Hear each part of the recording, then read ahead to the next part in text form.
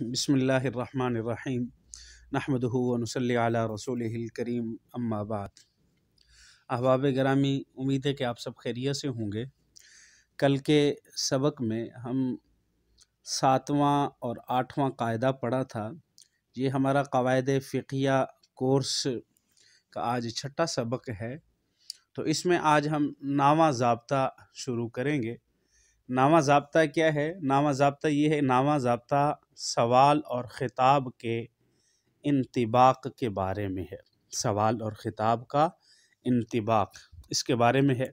देखिए ज़रा, अल असल अन्ना सवाल वल ख़िताबा यमज़ी अला मा अम्मा व गलबा ला अला मा शज़्ज़ा व नज़रा। सवाल और ख़िताब उमूमी, सवाल और ख़िताब उमूमी और अक्सर वाक़े होने वाले हालात पर लागू होते हैं, शाद व नादिर पर नहीं होते। क्या मतलब?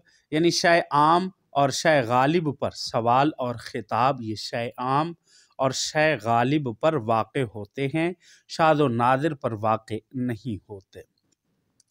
इस ज़ाब्ते के तहत इमाम अबू हफ्स आमर बिन अहमद अन-नस्फ़ी अलैहि रहमा जो मिसाल लेकर आए हैं वो इंतही आसान मिसाल है।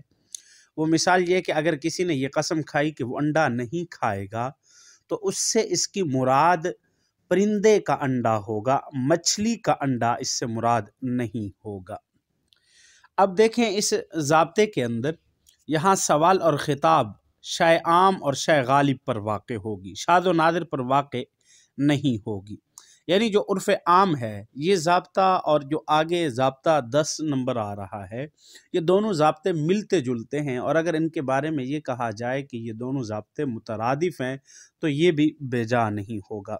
तो गोया कि जो सवाल किया जाता है या किसी से जो कलाम की जाती है, जो खिताब किया जाता है, वो उर्फ़ आम पर होता है, वो अक्सर वक़ू पर होता है, खिताब उमूमी होता है, शाद व नादिर पर वो चीज़ नहीं होती। अब जैसा कि इमाम नस्फ़ी अलैहि रहमा ने ये मिसाल बयान की है, तो आप जैसे कहें कि मैं अंडा नहीं खाऊंगा, इससे मुर्गी का अंडा मुराद होगा। जो हमारे उर्फ़ में अंडा चलता है, अंडा नहीं खाऊंगा, मुर्गी का अंडा मुराद होगा। इससे आपको शुतुरमुर्ग का अंडा मुराद नहीं होगा, इससे बतख का अंडा मुराद नहीं होगा। इसी तरह एक मिसाल और है कि एक साहिब कहता है कि मैं सिर्री नहीं खाऊंगा, तो अब इससे मुराद बकरे की सिरी, हलाल जानवर की सिरी, गाय की, भैंस की सिरी मुराद होगी, ना कि इससे घोड़े की सिरी, गधा की सिरी या किसी और की सिरी मुराद हो। इससे ऐसा नहीं है। तो इसलिए ये ज़ाब्ता उर्फ़ आम, खिताब और सवाल जो होगा ये उर्फ़ आम पर होगा।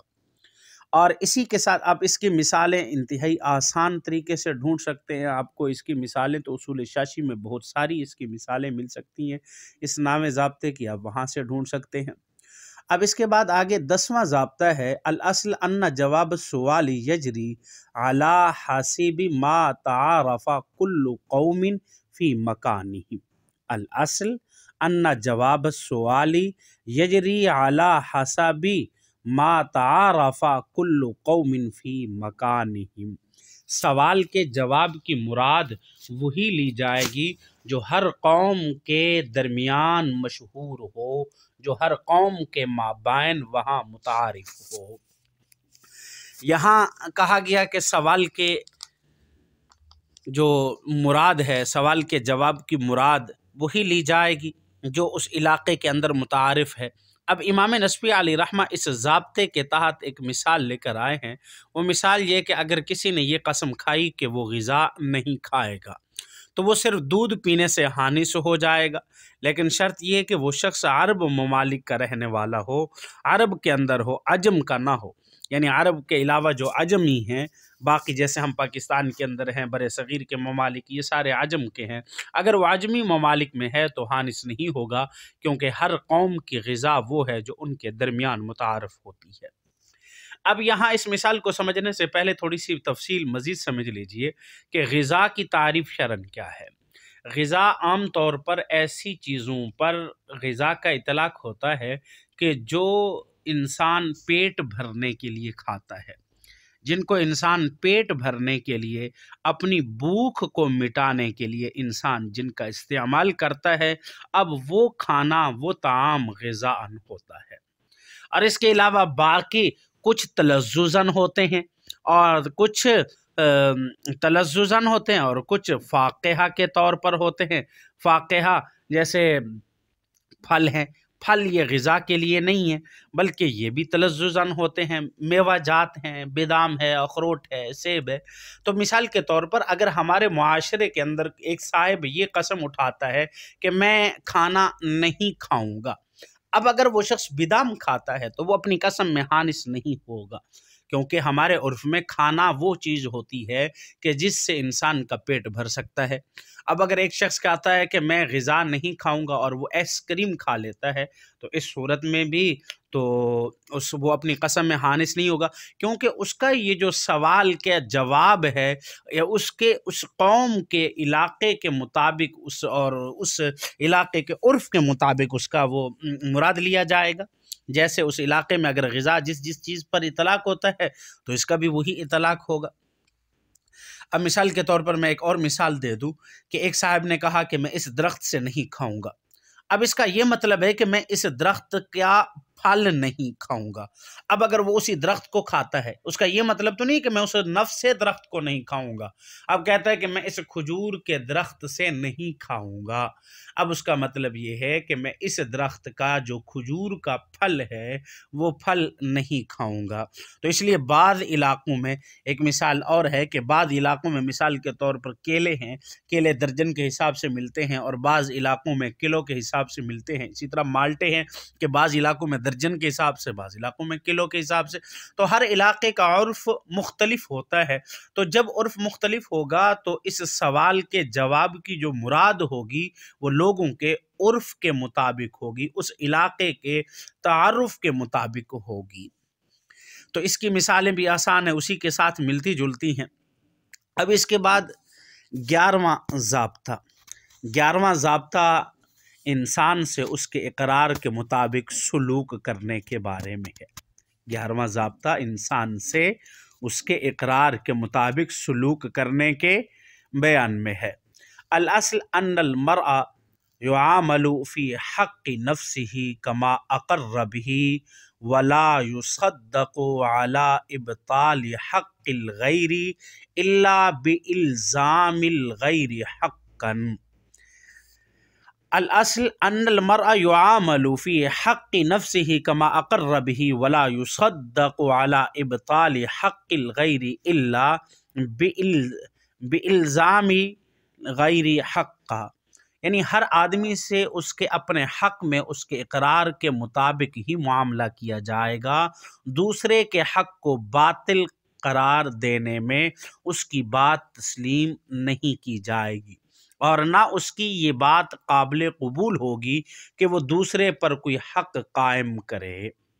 اب اس ضابطے میں دو چیزیں ہیں، ایک اقرار کا ذکر کیا گیا ہے، ایک اقرار کیونکہ یہ حجت قاصرہ ہے اور اس کے مقابلے میں ایک گواہی ہوتی ہے وہ حجت متعدیہ ہے۔ حجت قاصرہ یہ ہوتا ہے کہ اقرار کا نقصان انسان کی اپنی ذات کو ہوتا ہے، دوسرے تک اس کی تعدی نہیں ہوتی، اور گواہی اس کی تعدی دوسرے تک ہوتی ہے اور اس کا نقصان گواہی ایک دیتا ہے اور اس کا نقصان اور فائدہ دوسرا اٹھاتا ہے۔ تو اس لیے یہ ضابطہ اقرار کے متعلق ہے، اقرار جو حجت قاصرہ ہے، صرف کچھ آگے متعدی نہیں ہوتا، صرف اقرار کرنے والے کی ذات تک اس کا فعل متعلق رہتا ہے، اس سے آگے نہیں جاتا۔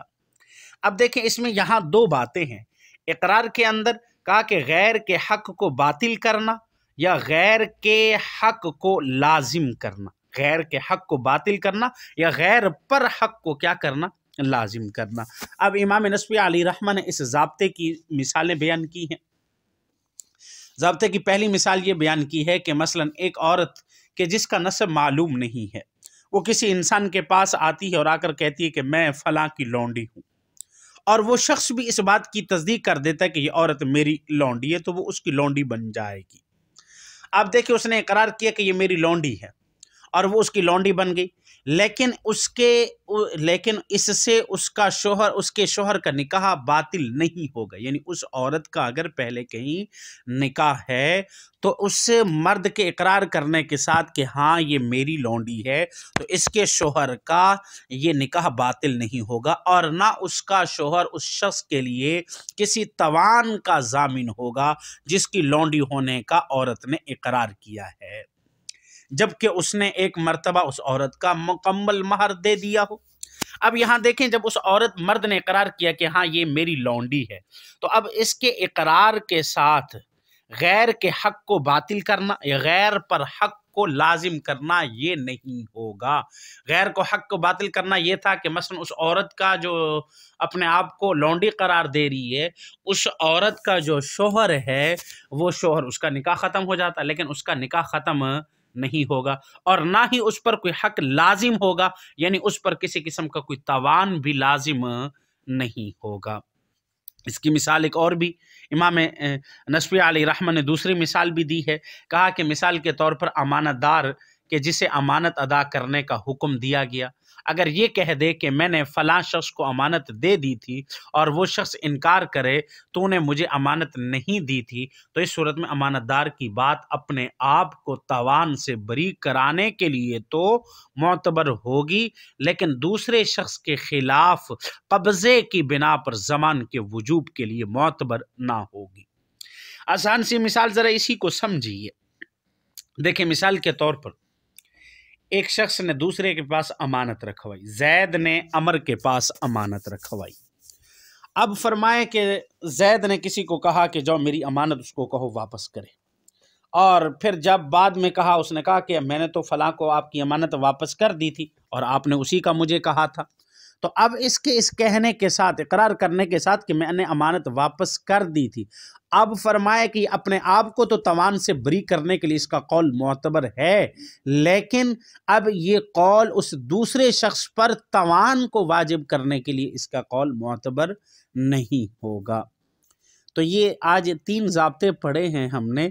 تو اب اس کی مثالیں کتاب المکاتب سے لے سکتے ہیں، کتاب الاعتاق سے لا سکتے ہیں، اور اسی طریقے سے فضولی اگر کسی کا نکاح پڑھا دیتا ہے یا فضولی کسی کے لیے اقرار کر دیتا ہے، تو اب اس کا اقرار کر دینا وہ دوسرے کے لیے حجت نہیں بنے گا، اس کا اقرار دوسرے پر کسی چیز کو لازم نہیں کرے گا. بعین ہی یہاں بھی ایسے ہی ہے، ایک آدمی کا اقرار کسی دوسرے پر کوئی چیز لازم نہیں کرتا. جیسا کہ میں نے پہلے کہا، گواہی اور اقرار ان دونوں میں فرق ہے. اقرار اپنے پر چیز کو لازم کرتا ہے، دوسرے پر نہیں، کیونکہ یہ حجت قاصرہ ہے، اور جو گواہی ہے وہ البتہ حجت متعدیہ ہے، وہ دوسرے پر چیز کو لازم کرتی ہے، اس کا نقصان اور اس کا فائدہ دوسروں کو ہوتا ہے. گواہی یہ خود دیتا ہے، ایک آدمی دیتا ہے. امید ہے کہ یہ آپ کو سبق سمجھ آئے ہوں گے. تو ساتھیوں سے گزارش ہے کہ کچھ ساتھی ایسے ہیں کہ جو تخریج نہیں کر رہے. میں بار بار ساتھیوں سے کیونکہ ان قواعد فقیہ کورس کا مقصد بھی یہی ہے کہ آپ ساتھ ساتھ تخریج کریں، کیونکہ افتاء کے اندر جب تک تخریج نہیں کی جائے گی اس وقت تک آپ کا ذہن نہیں کھلے گا، اس وقت تک آپ کو مسائل دیکھنے کا موقع نہیں آئے گا. انشاءاللہ العزیز اس کے بعد ہم ایک اور کورس بھی کرانے والے ہیں، اور وہ کورس اپنی نوعیت کا ایک الگ کورس ہوگا، اپنی مثال آپ ہوگا. انشاءاللہ العزیز پاکستان کے اندر ایسا کورس پہلے کسی نے نہیں کرایا ہوگا، اور وہ بہت ہی فائدہ مند ہوگا. اس کے فوائد بھی انشاءاللہ تعالی بیان کریں گے، اور اس کورس کے متعلق بھی انشاءاللہ کبھی بتائیں گے. دعا کیجئے کہ اللہ رب العزت ہم تمام کو عمل کرنے کی توفیق عطا فرمائے. وآخر دعوانا الحمدللہ رب العالمین.